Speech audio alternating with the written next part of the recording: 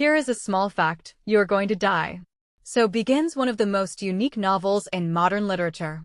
Narrated not by a human, but by death itself, The Book Thief is a hauntingly beautiful story set in Nazi Germany during World War II. It is not just a book about the horrors of war, it is a profound celebration of the resilience of the human spirit, the magic of books, and the sheer power of words to both destroy and heal. The core characters, the souls of Himmel Street. To truly understand the story, we must first meet the residents of Molching, a small fictional town near Munich, Germany, where our story takes place. Liesel Meminger, the book thief, a young, traumatized orphan girl who is sent to live with foster parents. She has a deep, desperate hunger for words and books, which she uses as a shield against the cruelty of her reality. Death, the narrator, tired, overworked, and strangely compassionate. Death does not take joy in his job. Instead, he is fascinated by humanity's capacity for extreme cruelty and extreme love. He tells Liesel's story to distract himself from his bleak work. Hans Huberman, Papa Liesel's foster father. A gentle, quiet house painter who plays the accordion, refuses to join the Nazi party and teaches Liesel how to read. He represents the quiet, moral conscience of Germany. Rosa Huberman, Mama Liesel's foster mother. On the surface, she is harsh, loud, and constantly cursing Samensch or soccer. Beneath her iron exterior lies an incredibly fierce, loyal, and deeply loving heart. Rudi Steiner, Liesel's best friend and partner in crime. He has blue eyes, lemon-colored hair, and a heart of gold. Famous for painting himself black with charcoal to run like his idol, Olympic runner Jesse Owens, Rudi is hopelessly in love with Liesel.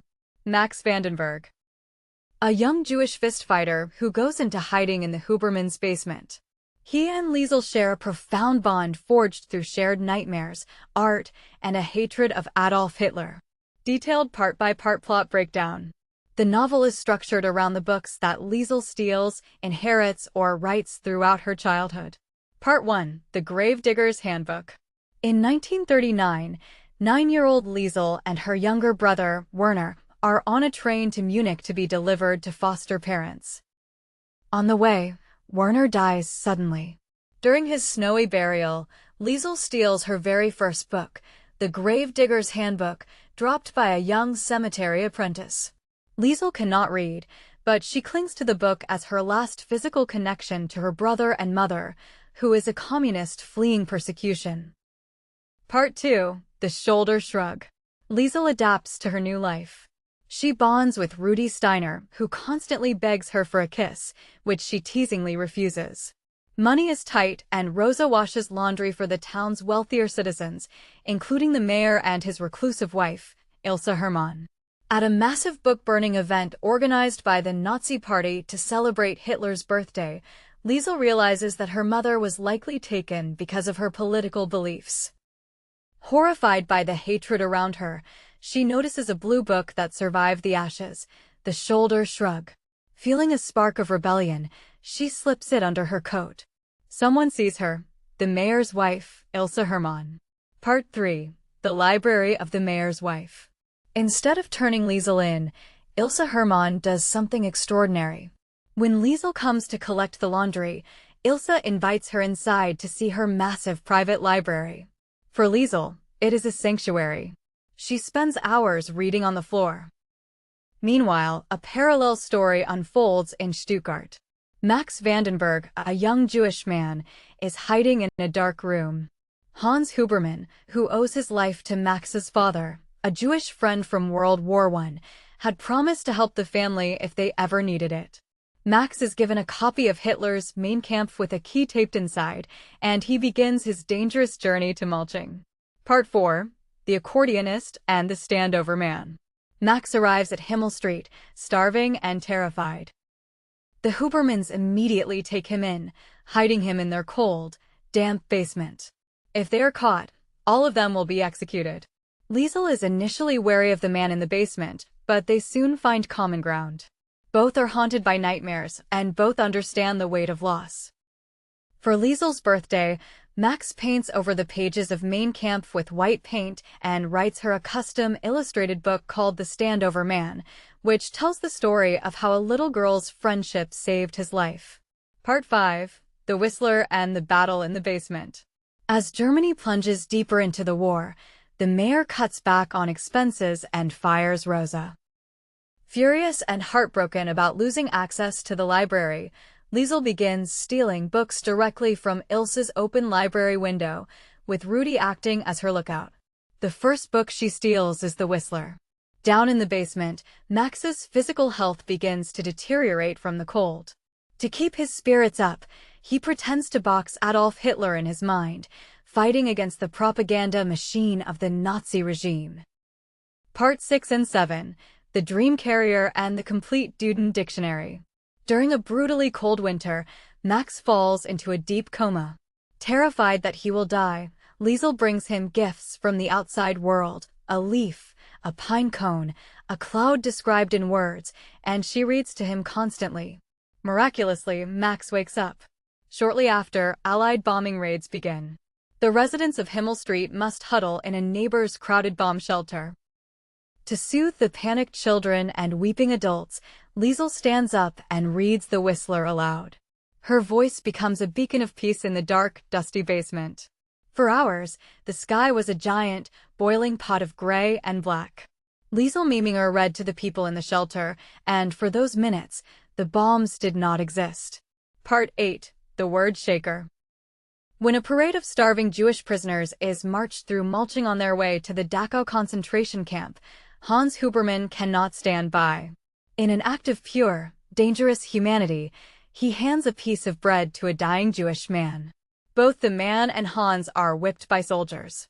Realizing that the Gestapo, Nazi secret police, will now search his house, Hans is devastated. Max is forced to flee into the night to protect the family. Hans's fears are realized when he is drafted into the army as punishment and sent to clean up ruins after air raids. Before leaving, Max leaves Liesel a book called The Word Shaker. It is a beautiful fable about a girl who grows a tree using words of kindness and friendship, which eventually tears down the forests of hatred planted by Hitler. Part 9 and 10. The Last Human Stranger and the Book Thief. Hans eventually returns home after breaking his leg in an accident, providing a brief moment of joy on Himmel Street. But the tragedy of war is relentless. Liesel and Rudy witness another march of Jewish prisoners. Among them, Liesel spots Max. She runs to him, repeating his name, and they embrace in the street before she is whipped by the soldiers. Rudy tackles her to prevent her from running back, likely saving her life. Deeply depressed and disillusioned by the horror of the world, Liesel enters Ilse Hermann's library. In a fit of grief, she tears up a book, crying out against the cruelty of words. Ilse gives her a blank black notebook and tells her to write her own story. Liesel sits in her basement every night, writing her memoir, which she titles The Book Thief. This act of writing saves her life. The bombing of Himmel Street. While Liesel is in the basement writing her story, air raid sirens fail to sound. Bombs level Himmel Street, killing everyone she loves while they sleep. Liesel is pulled from the rubble, clutching her notebook. She finds the bodies of her loved ones. She kisses the lips of Rudy Steiner, crying over his lifeless body and finally giving him the kiss he had begged for. She clings to Hans Huberman's accordion, weeping for the gentle soul who taught her to read. She says goodbye to Rosa, acknowledging the fierce love that hid behind her sharp tongue. In her immense grief, she drops her notebook, The Book Thief, into the rubble. It is picked up and saved by Death, who keeps it with him for decades. The epilogue, a long life and a final encounter. Liesel is taken in by Ilse Hermann and the mayor. After the war ends, she is reunited with Max Vandenberg, who survived the concentration camp. Liesel lives a long, full life, eventually moving to Sydney, Australia, where she raises a family. When she dies as an old woman, Death comes to collect her soul. He takes her to a park, sits beside her and pulls her old black notebook out of his pocket. Liesel asks Death if he can understand the human race. Death, Looking back at her life and the history of the world leaves her with one final, haunting realization. I am haunted by humans. Core themes and symbolism. Markus Zusak uses vivid metaphors and symbols to paint a picture of Nazi Germany.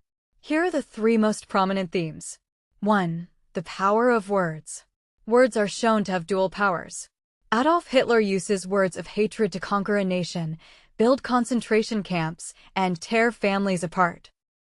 On the other side, Liesel, Hans, and Max use words of love, comfort, and storytelling to heal, resist, and survive.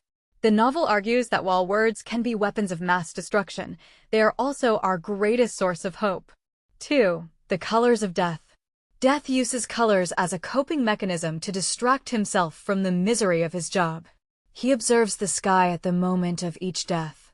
White, the snow when Liesel's brother dies. Black, the smoke of a crashed plane where an Allied pilot dies. Red, the burning sky during the bombing of Himmel Street. Together, these three colors form the Nazi flag, showing how the shadow of the regime hung over every single life and death in Germany. 3. The accordion. Hans's accordion represents hope, comfort, and life. Whenever Hans plays, the heavy, dark atmosphere of Nazi Germany lifts, replacing fear with music.